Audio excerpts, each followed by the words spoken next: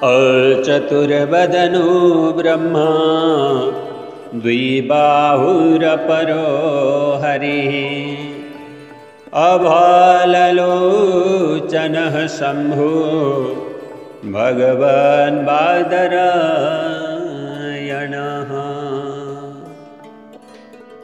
परम श्रद्धेय भगवद कथानुरागी सज्जनों, आइए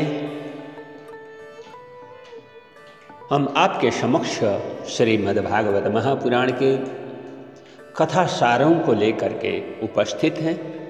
तो आइए सबसे पहले हम श्रवण करते हैं श्रीमद्भागवत महापुराण के महात्म्य का पहला अध्याय का सार।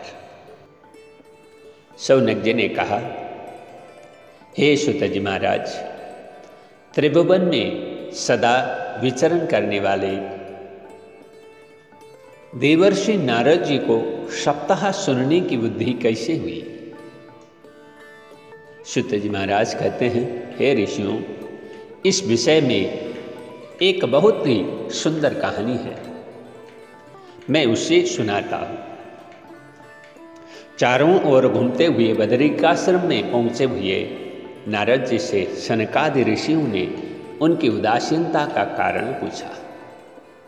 नारद जी ने कहा, हे महात्माओं, आजकल सारे संसार में कली का साम्राज्य है।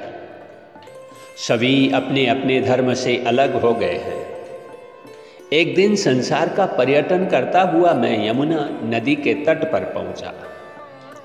वहां एक स्त्री दो वृद्ध पुरुषों के समीप में बैठकर रो रही थी और बहुत सी स्त्रियां उसे समझा रही थी। निकट जाकर मैंने रोने का कारण पूछा तो उसने कहा, भगवान, मैं भक्ति हूँ, ये दोनों वृद्ध मेरे पुत्र हैं जो कलियुग के प्रभाव से बचपन में ही वृद्ध हो चले हैं। इनका नाम है ज्ञान और वैराग्य। ये स्त्रियां जो आप देख रहे हैं सब गंगादि पवित्र नदियां हैं। हे भगवान, आप दया के सागर हैं। मैं युवती हूं और ये मेरे दोनों पुत्र वृद्ध क्यों हो गए? नारद जी ने योग द्वारा सारी बातें जानकर कहा, हे मनोरमे, घोर कली आ गया है, अतः अब सदाचार का लोप हो गया है। चूंकि इस वृंदावन में भक्ति का प्राबल्य है, अतः तुम तो युवती बनी हुई हो, लेकिन ज्ञान और वैराग्य का कोई ग्राहक न होने से वे तुम्हारे बच्चे वृद्ध हो गए हैं। भक्ति ने कहा, भगवान, ऐसे कलियुग के लिए परीक्षित ने स्थान क्यों दिया? नारद जी ने कहा, हे सुंदरी, और युगों की अपेक्षा कली में एक सबसे बढ़कर गुण यह है कि इस युग में भगवान के नाम कीर्तन से ही मुक्ति हो जाती है, जो और युगों में योग आदि से भी कठिनता से प्राप्त होती है।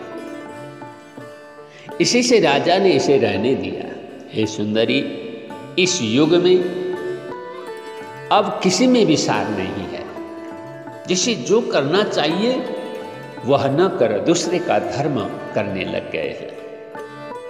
मनुष्य पशुओं की भांति विषय भोग वासनाओं में लिप्त होने लगे हैं। हे सुंदरी, चूंकि यह युग का धर्म है, अतः भगवान सब कुछ देखते हुए चुपचाप सहन करते चले जा रहे हैं। सुत जी ने कहा कि हे ऋषियों, नारद जी की ऐसी बातें सुनकर भक्ति को बड़ा आश्चर्य हुआ। वो आश्चर्यचकित रह गई। नारद को धन्यवाद दे रही उसने कहा, भगवान, आपका दर्शन सर्व सिद्धि प्रदान करने वाला है। महात्मन, जिसके वचन का श्रवण कर ध्रुव और प्रहलाद तर गए, ऐसे आपको मेरा कोटिशः प्रणाम है, कोटिशः।